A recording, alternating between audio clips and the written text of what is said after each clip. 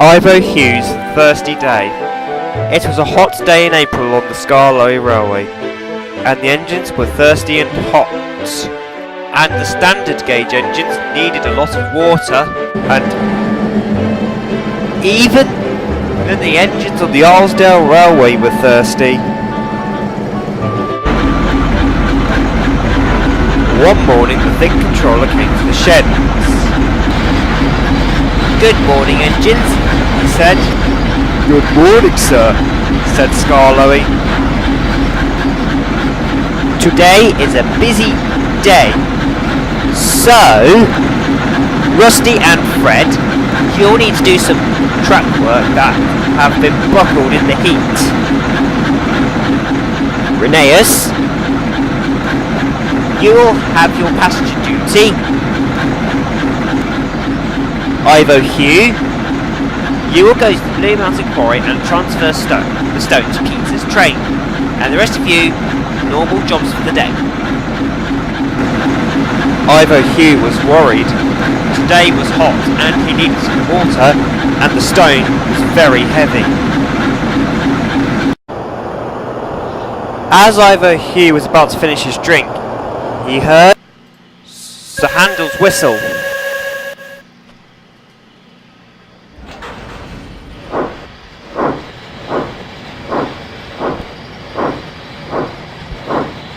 "Move over, please, Ivo Hugh. I need to fill up so that I can get going and ready for Alice's train, which is a guaranteed connection," puffs the handle impatiently. "Okay," sighed Ivo Hugh sadly, as he left for the Blue Mountain Quarry.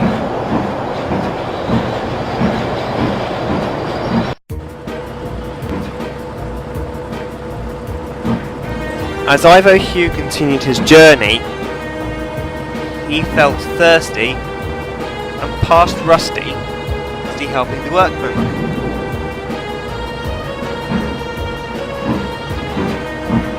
"You're lucky you don't need to take on water in this weather like I do," said Ivo Hugh.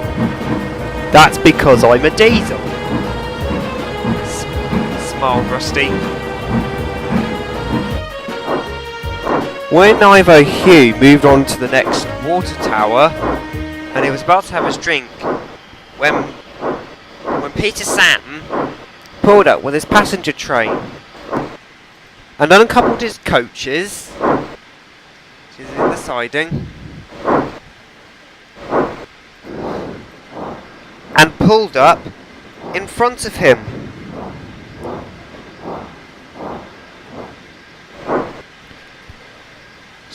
"Sorry, Ivo Hugh, I'm in a hurry. I need to get to Lakeside. But I need my drink now, Peter Sam. But I'm running late with other passengers and I cannot let them down." Ivo Hugh agreed to let Peter Sam have his drink. When he reached the next one for his drink, his fireman turned the tap, but no water came.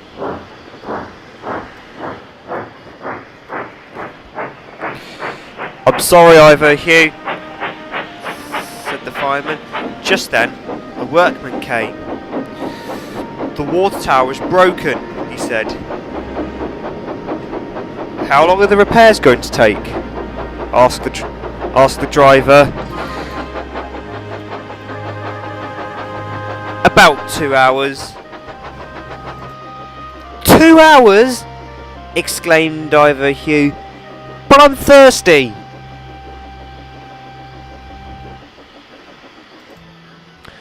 "We're going to have to get you some water after we go to the Blue Mountain Quarry," said his driver. Ivo Hugh struggled to the Blue Mountain Quarry and got even more thirsty. But he was happy to see Skarloey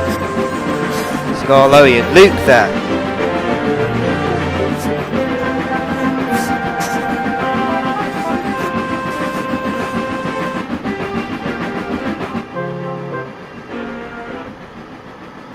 Hello. Hello's Luke. Hello, Skarloey, said Ivo Hugh.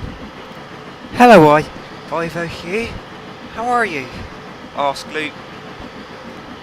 Thirsty, said Ivo Hugh. You could still work, Ivo Hugh, said Skarloey. Now come on. We need to get the stall ready for Peter.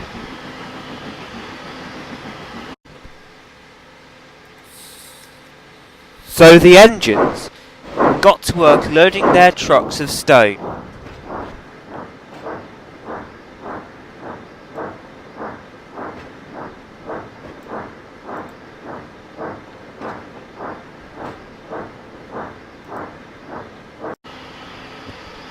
And by the time the standard gauge trucks were loaded, they heard Peter's whistle.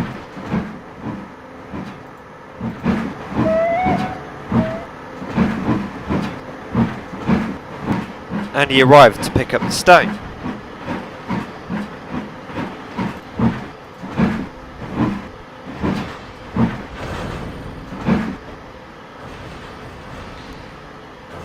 Thank you, everyone, said Peter as he departed.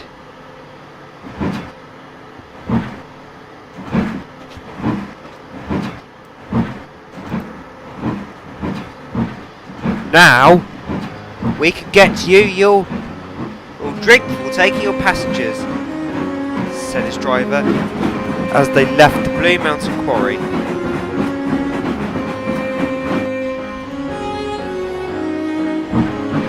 But as he was heading to the siding where there was a water tower, there was a gurgling sound, which meant he had run out of water.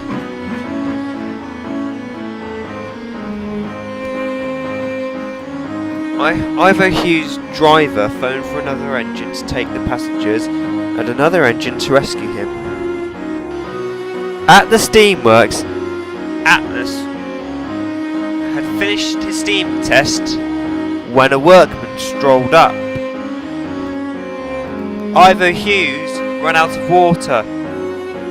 Can you help him to a water tower, please? Asked the workman.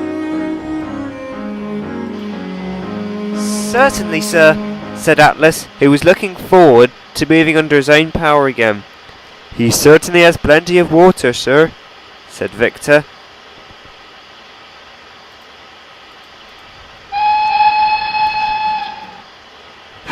And Atlas left to rescue Ivo Hugh.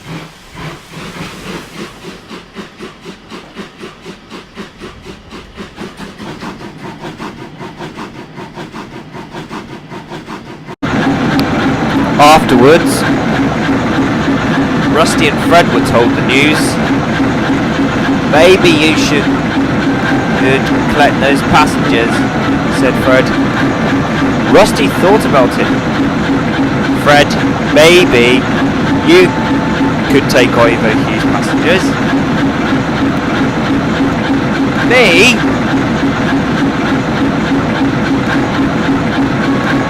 Yes, Fred. This will improve your fake illnesses and breakdowns.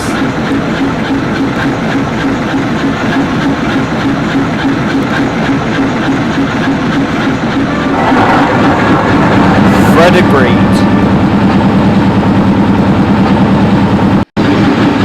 and found the passengers at Crovan's gates.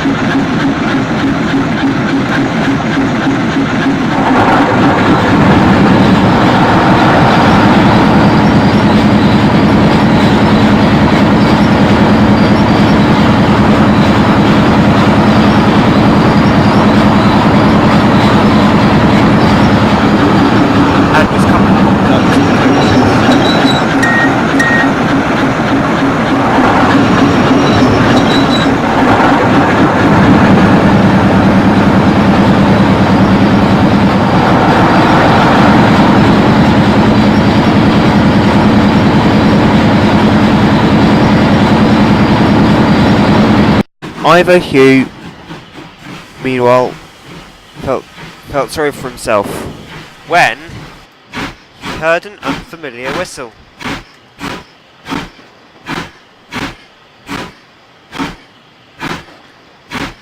"Who is that?" he asked.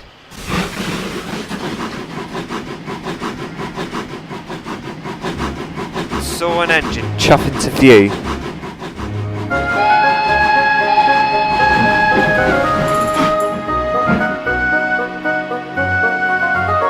"Hello, I'm Atlas." "It's nice to meet you, Atlas," said Ivo Hugh. So the two engines were coupled up, and Atlas pulled Ivo Hugh to the water tower.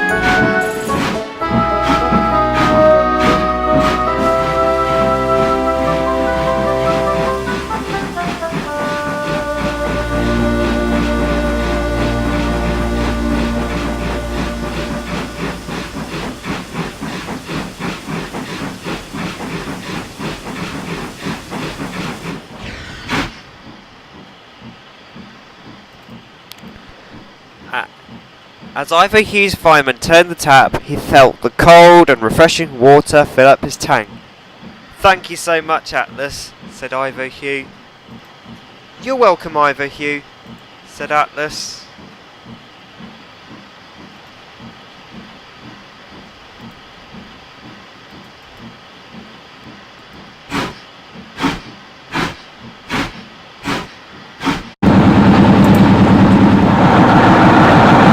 Fred, on the other hand, was doing well with the passenger train.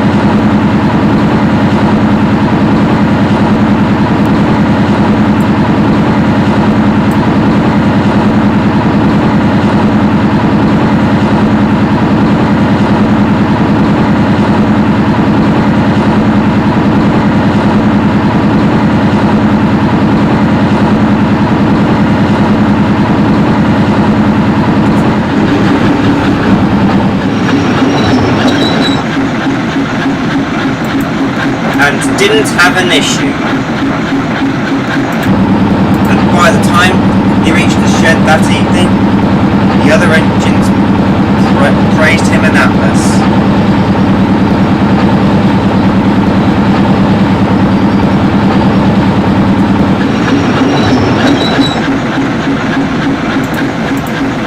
"I hear you two did well, Atlas and Fred," said Duke. "Indeed they did, said the big controller. "Fred will get an Ivor as a reward." "Thank you, sir, and I will think I've changed my ways when my Ivor gets completed," said Fred. "I hope so, Fred," said the big controller. "Maybe the overhaul will be thirsty for the workmen." Dead and dark, chuckled Ivo Hugh. The other engines laughed in agreement. While Fred was away, Rusty and Atlas worked together on the maintenance duty. "We've got you to thank for improving Fred's lazy attitude," said Rusty to Atlas. "Thank you, Rusty," smiled Atlas.